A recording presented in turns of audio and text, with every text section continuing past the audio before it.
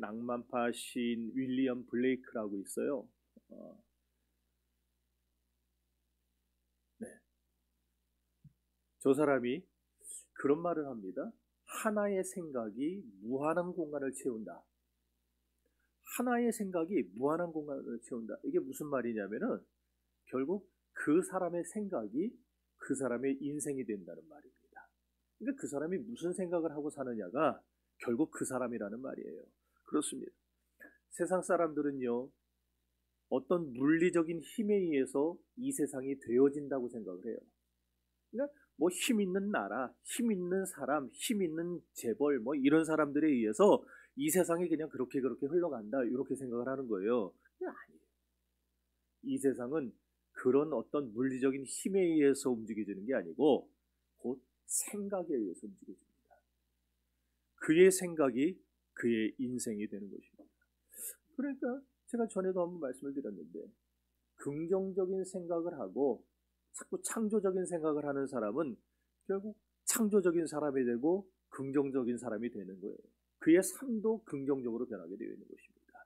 그러나 반대로 부정적인 생각을 매일매일 하고 사는 사람은요, 부정적인 사람이 됩니다. 자기가 부정적인 사람이 되고 싶어서 그렇게 되는 사람 없죠. 부정적인 생각을 하다 보니까 자기 인생이 그렇게 규정지어지는 거예요. 그리고 부정적인 생각이 결국 그의 인생을 부정적인 인생으로 전락시키고 마는 것입니다. 1914년에 미국 시카고에 대화재가 일어났었습니다. 그래서 그 당시에 천문학적인 액수예요. 200만 달러. 이게 뭐 그 시카고 전체가 입은 손해가 아니고 토마스 에디슨의 집과 연구소가 타버린 금액입니다. 토마스 에디슨 한 사람이 입은 손해가 200만 달러예요. 오늘날로 치면은 이거 어마어마한 돈입니다. 근데 사람들이 이제 에디슨을 위로하려고 찾아갔대요. 찾아가서 얼마나 상심했습니까? 참 내가 뭐라고 위로할 말이 없습니다. 이런 식으로 하는데 에디슨이 그 사람들에게 이렇게 대답을 했다고 합니다. 낡은 건물과 낡은 시설에 연연해 있는 나의 생각을 깨우치시려고 하나님께서 불로써 모든 것을 깨끗하게 청소해 주신 겁니다. 여러분 너무 염려하지 마세요. 하나님께서 나에게 새 것을 주시기 위한 방법이 화재였던 거예요. 걱정 안 합니다. 200만 달러라는 천문학적인 재산 손실을 입은 사람이 그런 말을 했어요. 근데 실제로 얼마 지나지 않아서 에디슨은 더 좋은 연구시설을 갖게 되고 더 좋은 집에 살면서 더 의욕적인 활동을 펼치게 됩니다. 이것이 그의 긍정적인 사고의 결과라는 거예요. 그러나 반대되는 이야기도 있습니다. 구소련의 철도국에서 일하던 직원이 냉장 화차를 점검하러 들어갔다가 그만 실수로 문이 닫혀버렸어요. 뭐 이거에 대한 아류 얘기들이 너무 많아서 여러분 어디선가 한번 들어봤을 겁니다. 소리를 질러봤는데 아무도 없어요. 못 듣죠. 그 시간에 누가 거기 있겠어요. 아무도 듣지 못합니다. 도저히 나갈 길이 없어요. 다음날 불과 하루도 안 돼서 시체로 발견됐어요. 직원들이 와서 문을 열었더니, 그리고 열차 벽에는 이런 글이 쓰여 있었습니다. 내 몸이 점점 어려움을 느낀다. 아마 이것이 내 마지막일지도 모르겠다. 얼어 죽은 거예요. 그런데 놀라운 사실은요, 그 냉장 화차는 작동이 멈춘 고장나 있는 상태였어요. 하나도 안 추운 거예요. 그 안이 공기도 충분하고 얼마든지 며칠씩 살아남을 수 있었는데 하루도 안 돼서 죽어버렸어요. 얼어 죽었어요. 그것도. 결국 이것은 자포자기와 절망이 우리 삶에 어떤 결과를 가져오느냐를 여실히 보여주는 예입니다. 긍정적인 생각과 부정적인 생각은 이렇게 전혀 다른 인생의 결과를 가져오는 거예요. 지금 여러분은 어떻습니까? 어렵습니까? 아니면 괴롭습니까? 긍정적인 생각을 하려고 애를 쓰시기를 바랍니다. 그런데 문제는 뭐냐? 사람은요 항상 긍정적인 생각을 하며 살기가 어렵다는 거예요. 그거 모르는 사람 어디 있겠어요. 기왕이면은 부정적인 말, 부정적인 생각보다 긍정적인 생각하고 싶고 긍정적인 말 하고 싶죠. 근데 그게 잘 안 돼요. 그래서 사람들은 해보려고 하다가도 자꾸 길이 막히고 뭐가 안 되면은요, 때때로 병든 생각에 사로잡힙니다. 부정적인 생각 때문에 인생을 망치는 사람들이 한둘이 아니에요. 바로 이렇게 병든 생각과 부정적인 생각이 우리 삶에 악영향을 미친다는 결과를 바로 그 사람의 생각이 그의 인생이 된다는 말로 표현을 해낸 것입니다. 엘리야가 바로 그런 사람이었어요. 엘리야가 병든 생각에 사로잡혔을 때 엘리야는 세 가지 문제에 봉착하게 됩니다. 첫째는 자기만 외롭다고 하는 생각에 빠져버려요. 오늘 본문 10절 말씀 다 같이 읽어봅시다. 시작.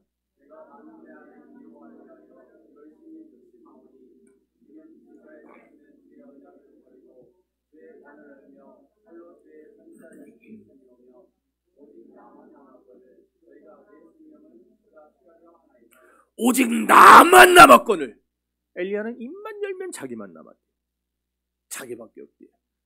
14절에 가봐도요, 똑같이 말합니다. 오직 나만 남았거든. 열왕기상 18장 22절에서도 말합니다. 엘리야는 나만 남았거든. 아무도 없대요. 아무도. 자기는 혼자라고, 너무너무 외롭다고 말했어요. 이렇게 나만 홀로 남았습니다. 이 생각은요, 철저한 착각에 불과합니다. 왜냐하면 하나님은 한순간도 엘리야를 떠난 적이 없었기 때문이에요. 그리시네가에서도 하나님은 엘리야와 함께 하셨고, 갈멜산상에서도 하나님은 함께 해주셨어요. 사르밧 과부의 집에 가서도 살아계신 하나님이 자기와 함께하는 것을 엘리야는 체험하면서 살았습니다. 그리고 거기서 어떤 일까지 체험합니까? 사르밧 과부의 하나밖에 없는 아들이 죽어버렸어요. 그러나 그를 살려내시는 살아계신 부활의 역사를 체험하면서 엘리야는 나는 혼자가 아니야. 하나님이 나와 함께하는구나. 하나님이 나를 붙들어 주시는구나. 엘리야는 뼛속 깊이 느낄 수 있었던 거예요. 이렇게 엘리야는 언제나 하나님이 자기 편이었고, 언제나 하나님이 자기와 함께 하신다는 사실을 알던 사람이었어요. 그런데 이세벨의 군사에게 쫓기면서 홀로 브엘세바 광야의 로뎀나무 아래 누워 쓰러지면서 나는 혼자밖에 없다. 이 세상에 아무도 나를 도와줄 사람 없다. 나는 철저히 하나다. 혼자. 이세벨. 호렙산 동굴에 가서도 거기 숨어 있으면서도 하는 말이 뭡니까? 나밖에는 아무도 없습니다. 자기 편은 아무도 없대요. 나만 혼자 남았대요. 이게 바로 엘리야의 병적인 생각이었어요. 만약 여러분이 지금 여러분 스스로 생각할 때 날 도와줄 사람 아무도 없다. 나는 혼자다. 혹시나 그런 생각을 하고 있는 분이 여기 있다면은 그것이야말로 그 사람이 병들었다는 증거입니다. 아무도 내 편이 아니라고 생각하고 나를 위해 주는 사람이 아무도 없다고 생각한다면 그 사람은 잘못 짚어도 한참 잘못 짚은 거예요. 우리는 혼자가 아닙니다. 하나님이 우리와 함께 하십니다. 그런데도 하나님, 나는 홀로 있습니다. 나는 남편도 없고 나는 자식도 없습니다. 주변에 내 편이 되어줄 사람이 아무도 없습니다라고 생각한다면 정말 잘못됩니다. 여러분은 혼자가 아니에요. 하나님이 함께 하십니다. 두 번째로 엘리야가 어떤 문제에 봉착했느냐? 심각하리만큼 열등감에 사로잡히고 말았어요. 4절 다 같이 읽어봅시다.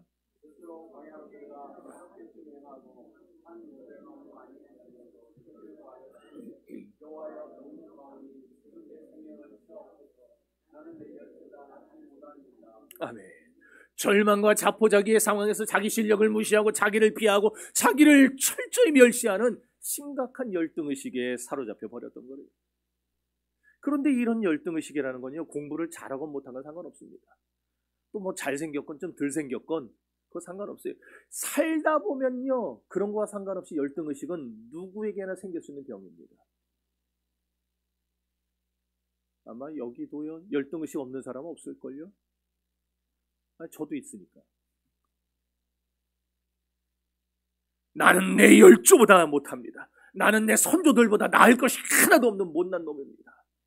성도 여러분, 지금 이 시간 여러분을 짓누르고 있는 열등감은 무엇입니까? 돈이 좀 없습니까? 남들만큼 살지 못했고 남들만큼 배우지 못합니까? 아니면 집이 없습니까? 좀 못 삽니까?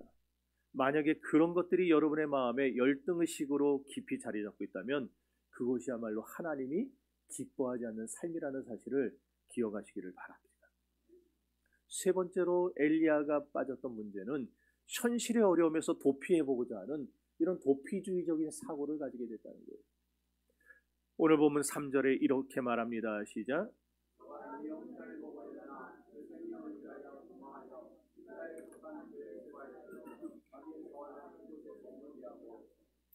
왜 저가는 색칠이 안 돼 있지? 따라합시다. 저가 유다에 속한 브엘세바에 이르러.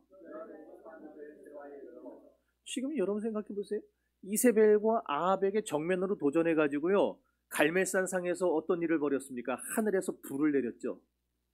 그래 가지고 그 강력한 하나님의 능력과 권능으로 바알과 아세라 우상을 깨뜨려 버리고 그 선지자들을 몰살시키고, 그렇게 나라를 확 종교개혁을 일으키는 엄청난 일을 감행했던 사람인데, 그런 엘리야였건만 어느 한순간에 도전정신은 다 사라져버리고 이제는 현실에서 도피하려는 비겁한 사람이 되고 말았다는 거예요. 여러분, 좀 어려워도 좀 힘들어도 내게 주어진 어려운 문제를 그대로 감당해보고자, 그 어려움에 도전해보고자 하는 그런 도전정신, 그런 마음은 전혀 없이 지금 도망치듯 인생을 피하며 살게 됐다는 겁니다.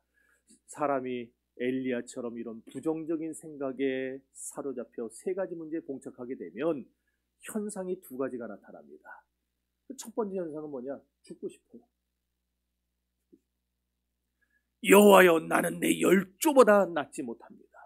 엘리야는 로뎀나무 아래 쓰러져 죽기를 구했어요. 여러분 중에 여기 혹시 죽고 싶은 사람 있습니까? 없어요? 다행이네. 예전에 몇 년 동안, 아주 좀 오래된 얘기인데, 몇 년째 소송에 이제 시달리는 분하고 상담을 한 적이 있었어요. 여러분, 소송 그거 할 거 못 됩니다. 피말려. 그 얼굴 보니까. 제가 세보지는 않았는데 그분이 저를 만나면서부터 죽고 싶다는 말을 여러 번 했어요. 그래서 내가 듣다가 도대체 뭐 때문에 그렇게 죽고 싶습니까? 그랬더니요, 쭉 저간에 있었던 얘기들을 하는데, 제가 들어보니까 힘들긴 하다. 정말 많이 힘들다. 나라도 힘들겠다. 동감은 되는데 그렇다고 뭐 죽을 정도는 아니더라고요. 근데 본인은 죽고 싶대요.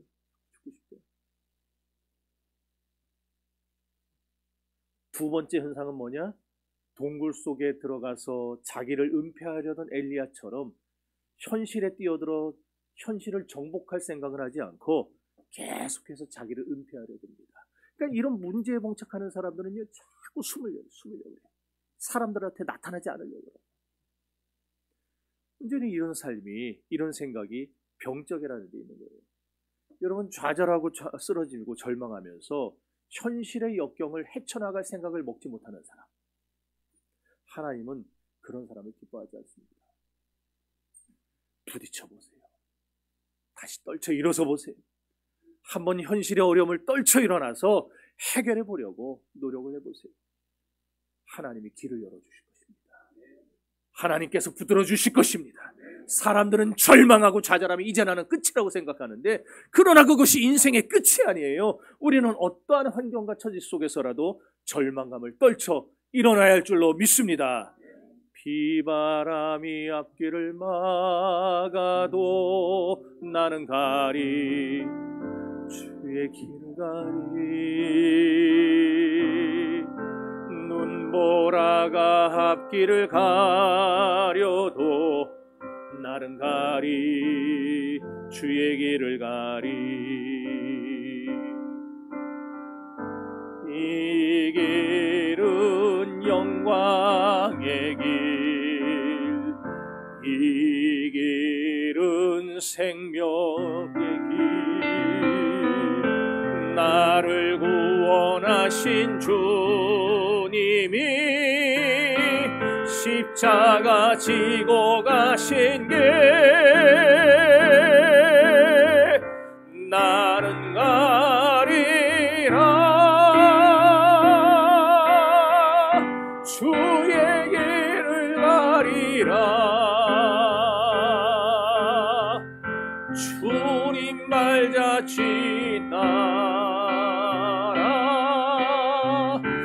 나는 가리라,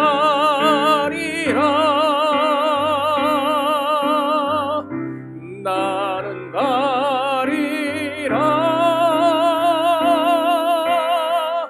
주의 길을 가리라. 주님 발자취 따라 나는 가리라.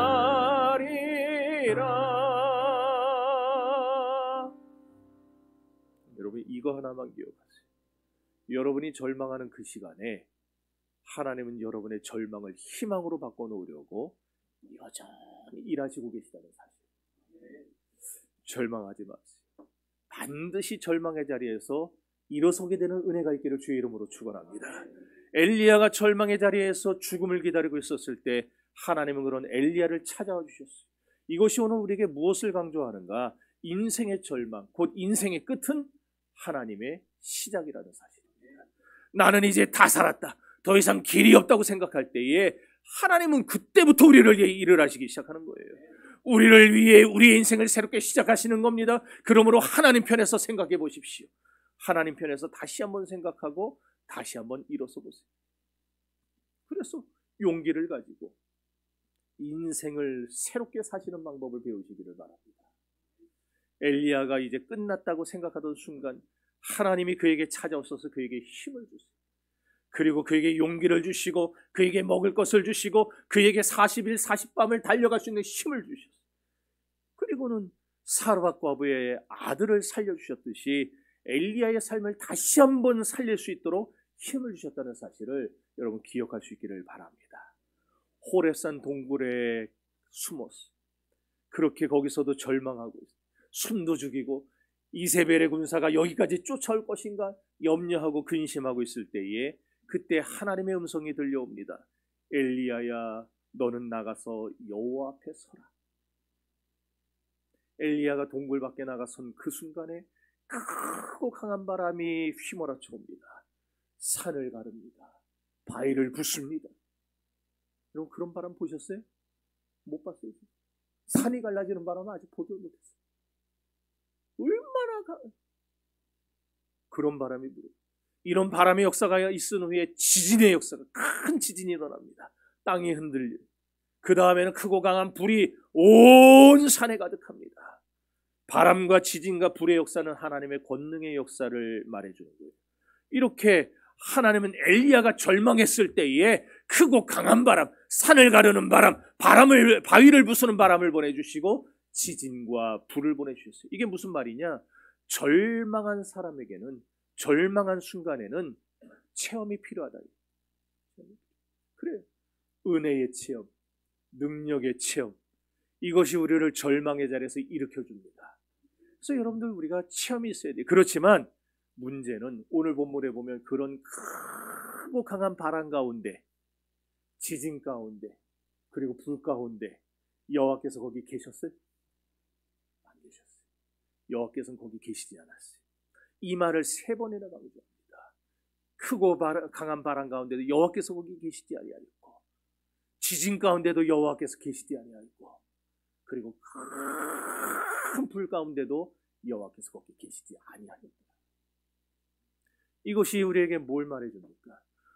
눈으로 보고 귀로 듣고 우리 손으로 만지는 이런 현상학적인 체험 신앙의 수준에서 이제 한 발짝 올라서라는 거예요. 우리가 절망했을 때는 체험도 필요합니다. 그러나 언제까지고 체험이 있어야만 뭔가 해보려고 그러고, 체험이 있어야만 움직여 보려고, 체험이 있어야만 시도해 보려고 하는 그런 수준에서 이제는 벗어나 보라. 오늘날 많은 사람들이 하나님의 능력 역사를 기대합니다. 하나님을 내게 보여주시옵소서. 하나님을 보고 싶어요. 그래서 물이 변하여 포도주 되는 건 나도 보고 싶어하고, 죽은 자가 살아나고 병이 낫는 거 보고 싶어하고, 방언도 하는 기적의 역사도 체험하고 싶어하고, 막 나도 그런 거 체험하면 난 잘 믿을 텐데 그럽니다. 그게 잘못된 건 아니에요. 그런 체험들이 한 번씩 있으면은 우리 신앙이 더 유익해지고 강해지는 건 사실이에요. 그러나 계속해서 그런 체험만 강구하는 사람, 계속해서 체험이 있어야만 뭔가 해보려는 사람, 그거는 성숙한 신앙의 태도는 아니에요. 여러분들 어떻습니까? 눈으로 보기 원합니까? 귀로 듣기를 원하십니까? 여러분의 손으로 만지는, 도마처럼 내가 그 허리에 손을 넣어보고 그 손의 못자국을 만져보기 전에는 내가 믿지 못하겠다. 그런 현상학적인 신앙을 갖고 사십니까? 그렇다면 성숙한 신앙은 하지 않아요. 왜냐하면 인격적이신 하나님은 인격적으로 우리에게 찾아오기를 원하시기 때문입니다. 태초에 말씀이 계십니다. 이 말씀이 하나님과 함께 계셨으니 이 말씀은 곧 하나님이시라. 말씀이신 하나님은 인격적인 이 말씀으로 우리에게 찾아오길 원하시기 때문에 엘리야를 찾아올 때도 말씀으로 찾아오셨어요. 그래서 여호와께서 큰 바람 가운데도 지진 가운데도 불 가운데도 거기 계시지 않았다 그럽니다. 그러므로 여러분이 만약 현상학적인 신앙에만 몰두한다면 신앙의 번지수를 잘못 찾는 겁니다. 하나님은 우리 인간에게 무엇으로 역사하시는가? 말씀이신 하나님은 말씀으로 역사하십니다. 믿습니까? 그래서 오늘 보면 12절 보면은 이렇게 기록해서 따라합시다. 불 후에 세미한 소리가 있으니라. 아주 작은 소리가. 엘리야야, 내가 어찌하여 여기 있느냐. 세미한 소리라는 말은요, 조용한 소리, 섬세한 소리, 속삭이는 소리를 말해요.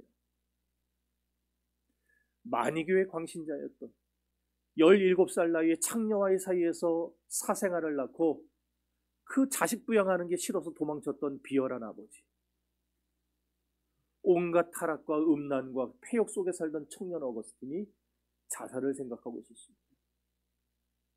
그 순간 담밖에서 아이들이 뛰놀며 부르는 노랫소리가 들려왔어요. 그 노래는 어거스틴이 태어나서 지금까지 살면서 한 번도 들어보지 못했던 전혀 새로운 노래였어요. 톨레레게, 톨레레게. 펼쳐 읽으라는 말입니다. 어거스틴이 옆을 봤더니 평소에 어머니가 있는 성경이 있어요. 그래서 그걸 펼쳐서 딱 피니까 로마서 13장 11절이 나왔어요. 여러분은 평소에 그렇게 하지 마세요. 성경 딱 펴가지고 이게 나에게 주신 말씀이다. 거기에 가룟 유다가 자살한 사건 나면 어떡할 거예요? 죽을 거예요? 그런 식으로 하지 말고 이거는 하나님이 쓰시려고 특별하게 한 사람한테 한 거니까. 그랬더니 거기에 로마서 13장 11절이 나오는데 이런 말씀입니다. 다 같이 읽어봅시다.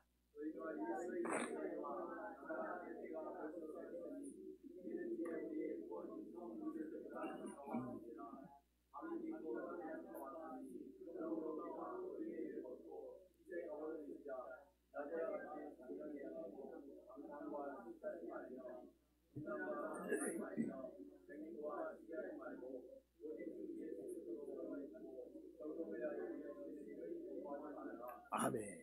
성경의 아주 작은 부분이 마음에 들어오는 순간에 어거스틴은 그 자리에 엎드려 철저하게 회개합니다. 세미한 음성이 어거스틴을 변화시킵니다. 그래서 초대교회의 위대한 교부가 되고 그 초대교회의 그 수많았던 사도들과 속사도들과 교부들의 신앙을 집대성해서 위대한 신학을 세울 수 있게 됐습니다.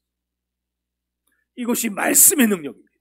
이것이 말씀의 위력이에요. 이것이 말씀의 권능이에요. 아무리 하나님의 말씀이 세미해도요, 그 세미한 말씀이 내 속에 들어오면 내 심령이 부딪히면 뒤집어지고 녹아지고 깨지고 아스라지고 위로를 받는 새 사람이 되는 줄 믿습니다. 그래서 러시아의 대문호 토스토예프스키가 그런 말을 남겼어요. 나는 작은 성경 속에서 하나님이 나를 용서하시는 음성을 듣고 그리스도를 만났다. 하나님은 말씀으로 우리를 찾아오십니다. 성도 여러분, 말씀이 능력입니다. 왜냐? 말씀이 곧 하나님이시기 때문에. 이 말씀은 곧 하나님이시라. 말씀이 하나님이. 그래서 말씀이신 하나님은 말씀을 통해 우리를 찾아오시고 우리를 변화시키시고 말씀으로 우리를 새롭게 하시는 거예요. 그러므로 말씀을 멀리하는 사람은 가장 어리석은 사람이 되는 겁니다. 그럼 엘리야는 어떻게 했는가? 엘리야가 이 말씀이 들려올 때 무엇을 했는가 한번 봅시다. 13절 시작.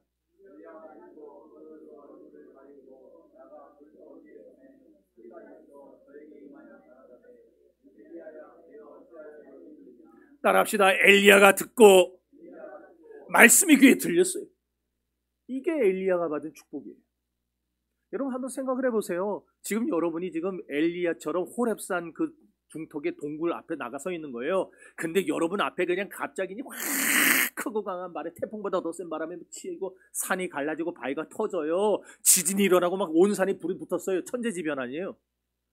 그 상황에 여러분 세미한 음성이, 말씀이 들리겠어요? 여러분 귀에? 들린다고 하는 사람은 진짜 대단한 사람이에요. 들리겠냐고. 오늘날도 너무 세상에서 월요일부터 금요일까지 그냥 시끄러운 소리 듣고 살다가, 그렇다고 토요일에 또 일찍 자는 것도 아니에요. 또 토요일에 어제도 오늘 새벽 3시 4시까지 유튜브 보고 드라마 보다가 온 사람, 핸드폰 들여다보다 나오는 거예요. 그러니까 눈이 모래를 뿌린 것 같아요. 눈이. 예? 지금 막 이렇게 이러면 경험들 있죠. 막 이렇게 우리 막 밤 여럿 새고 장례식 뭐 이렇게 하고 나면은 눈이 막 쓰리잖아요. 막 계속 감기려고 그러고. 눈이 쌉싸름해요. 참 나오긴 싫어요. 안 그렇겠어요? 저라도 그러겠어요. 그런데 이제 막 안 나오면은 부모님이 난리를 치니까 나와는 앉아있어요. 근데 세상에서 정신없이 살다가 나왔으니 말씀이 귀에 들리겠네요. 어떤 사람은 또 예배 끝나고 놀러 갈 생각합니다. 몇 시에 만나기로 했는데 오늘따라 왜 저렇게 설교가 기냐 또 막 이러면서 계속 시계 들여다보고 도대체 아이고 진짜 이런 사람도 있고, 그런 사람들 귀에 지금 막 지진이 일어나고 불이 붙고 바람이 치는 그런 사람들 귀에 세미한 음성이 귀에 들리겠네요. 그런데 오늘 13절 말씀은 뭐라 하는 겁니까? 엘리야가 들었대요. 그래서 말씀이 들리는 게 복이라는 거예요. 말씀은 아무에게나 들리지 않아요. 왜 들리는 게 복이냐? 왜 말씀이 마음속에 울려 퍼지는 그 들리는 것이 복이냐? 믿음은 들음에서 나며 들음은 그리스도의 말씀으로 말미암는다고 그렇게 성경이 기록하고 있기 때문입니다. 말씀이 들리는 순간, 그래서 어떤 시간이냐? 우리 안에 믿음이 생겨나는 시간이에요. 말씀이 들려나는 시간, 우리 안에 믿음이 생겨나는 시간이기 때문에, 그래서 말씀 듣는 순간이, 말씀 듣는 시간이 우리에게 그렇게 중요하고 그렇게 복받는 시간이라는 겁니다. 믿습니까? 믿습니까? 여러분은 말씀이 들리십니까? 말씀이 귀에 들리십니까? 말씀이 마음에 들리세요? 안 들리는 분 손 들어보세요. 안 들리는데 들기 싫은 사람 손 들어보세요. 하나님의 음성이 내 마음에 들리면은요, 그 사람은 복받은 사람입니다. 그 시간에 믿음이 생겨나니까. 그래서 말씀이 우리 마음에 들려질 때 우리 안에 4가지의 역사가 나타납니다. 첫 번째 역사는 회개의 역사입니다. 따라합시다. 엘리야가 듣고 뭘 했냐니까 그 다음에 보니까 겉옷으로 얼굴을 가렸대요. 유대인들은요, 지금도 기도할 때 겉옷, 우리 이런 옷 말고 그 사람들은, 여자들은 숄이라는 거 알죠? 숄. 네. 그런 걸 이렇게 뒤집어 써요. 그래서 얼굴과 머리와 어깨까지 다 가립니다. 그러고 기도해. 저렇게. 저걸 뒤집었어요. 저걸 뭐라 그래요? 탈릿이라고 그래요. 탈릿. 그럼 왜 저렇게 얼굴과 머리와 어깨까지 뒤집어 쓰고 이러고 기도할까요? 왜 저렇게 기도할까요? 네?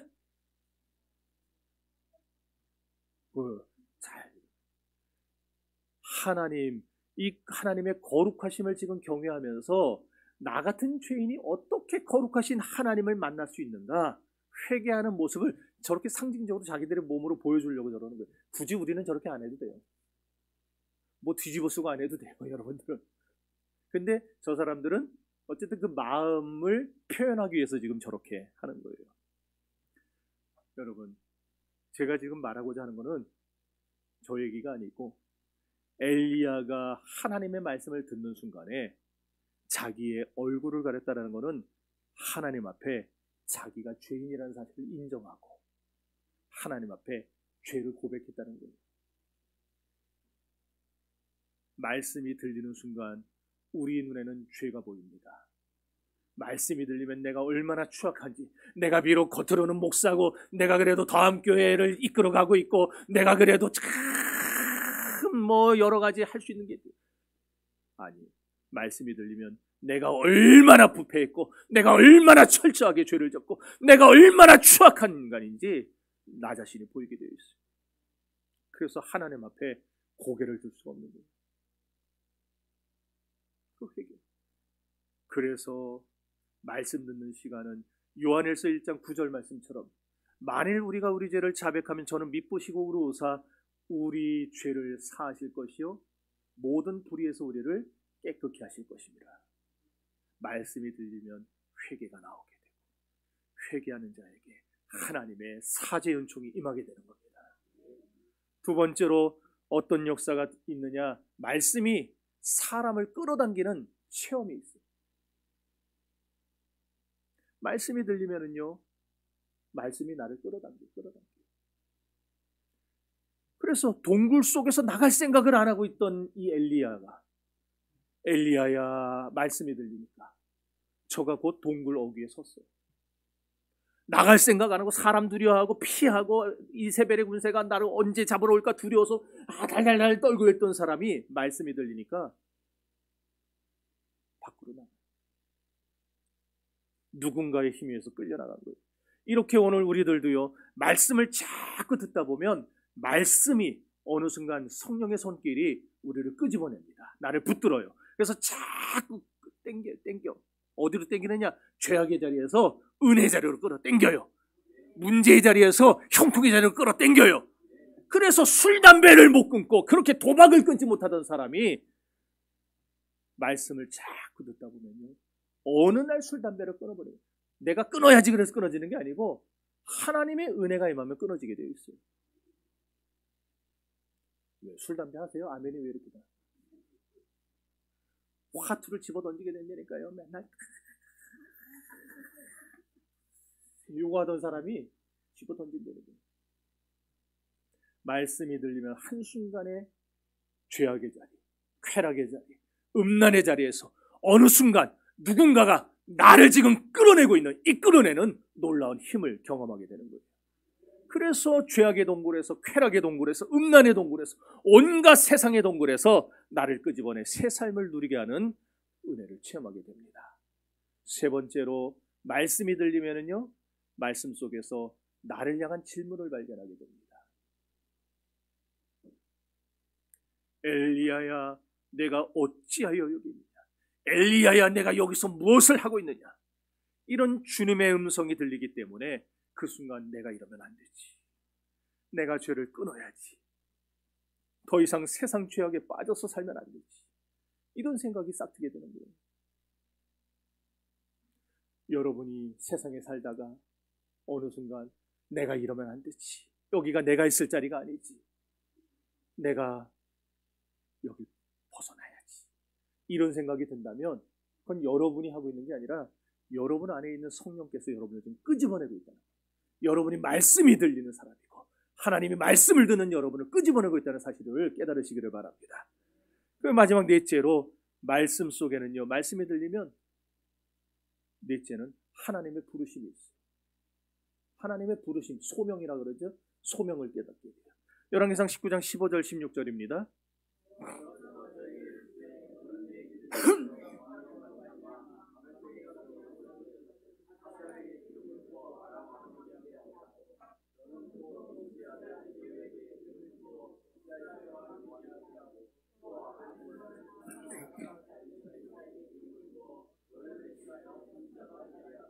아멘.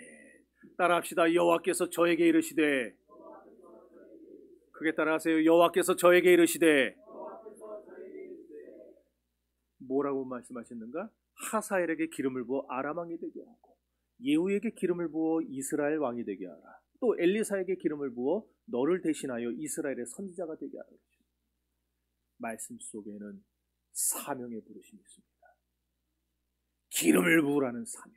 여러분, 사명이 뭐냐? 사명은요, 하나님의 전부를 받는 게 사명이에요. 따라합시다. 여호와께서 저에게 가라사대 제가 전에 말씀드렸죠. 여기 가라사데라는 말, 이걸 이르시데라고 바꿔요. 가라사데라는 말은요, 히브리의 아마르라는 아마르. 하나님의 전부가 아마르라 그랬어요. 기억나십니까? 첫 번째 시간에 했는데, 엘리야의 하나님 첫 번째 시간에 하나님의 사랑, 하나님의 공의, 하나님의 축복, 하나님의 구원, 하나님의 계획, 하나님의 능력, 하나님의 모든 것이 아마르, 가라사데 말씀이에요. 그러니까 하나님이 가라사데 우리에게 말씀하시고 그 말씀을 듣는 순간 우리에게 소명이 깨달아지게 되면 우리는 그 소명을 통해서 하나님의 전부를 받게 되어 있는 거예요. 그러니까 나는 능력이 없어도 나와 함께 하신 하나님의 능력이 있기 때문에 우리가 가서 하나님의 명령대로 하다 보면 나는 도저히 할 수 없는 그 일도, 내가 이 하늘이 두 쪽 나도 못할 것 같았던 그런 일들도 하나님은 나를 통해 해내게 하시는 거예요. 그러니까 사명을 받으면요, 하나님의 전부를 소유하게 됩니다. 성도 여러분, 절망과 낙담은 사탄의 도구라는 사실을 깨달으시기를 바라요. 그러니까 절망의 자리에서, 낙담의 자리에서 일어설 수 있는 것은요, 하나님이 나에게 찾아오실 때, 말씀을 들을 때 이루어진다는 것, 이것을 여러분 믿을 수 있기를 주의 이름으로 축원합니다. 말씀 속에는 회개케 하는 능력이 있다고 그랬습니다. 말씀 속에는 죄악의 자리에 있던 나를 끌어내고 죄 밖으로 끌어내는 힘이 있다고 그랬습니다. 말씀 속에는 내게 주시는 질문이 들어있다고 했습니다. 그리고 마지막으로 말씀 속에는 사명의 자리로 나를 이끄시는 하나님의 부르심이 있다고 했습니다. 이게 말씀입니다. 엘리야의 하나님은 말씀의 하나님입니다. 사람은 약할 때도 있고, 사람은 굶주릴 때도 있고, 사람은 외로울 때도 있고, 사람은 비열할 때도 있어요. 그러나 우리가 말씀이신 하나님을 붙들고 하나님의 말씀으로 세상을 살게 되면 우리는 내 힘이 아닌 하나님의 힘으로, 하나님의 능력으로 세상을 이기게 될 것입니다. 오늘 본문 19절에 보니까 엘리야가 거기서 떠났다고 했어요.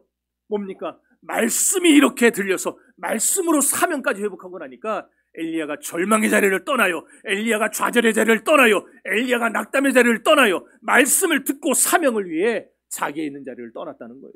말씀대로 사는 삶에는 용기가 있고 축복이 있고 은혜가 있는 줄 믿습니다. 그러니 낙심하지 말고 하나님의 말씀을 붙드시기를 바랍니다. 부정적인 생각에 빠져 낙심하지 마시고 좌절하지 마시고 절망하지 마시고 하나님의 말씀을 붙들고 사명을 감당하며 사시기를 부탁을 드립니다. 여러분이 다시 살아갈 수 있는, 만약 여러분이 말씀을 붙들면, 말씀이 들리면 다시 살 수 있는 새 힘이 생겨나게 될 줄로 믿습니다. 사명이 생명이기에 사명이 눈물이기에 힘들고 어려워도 사명의 길을 걸어가리라. 사명이 은혜이기에 사명이 축복이기에 외롭고 고독해도 사명의 노래를 부르리라. 내 삶이 끝나는 그 순간까지, 내 마지막 호흡이 그치는 그 순간까지 사명의 길이에서 쓰러지리라. 사명의 길이에서 쓰러지리라.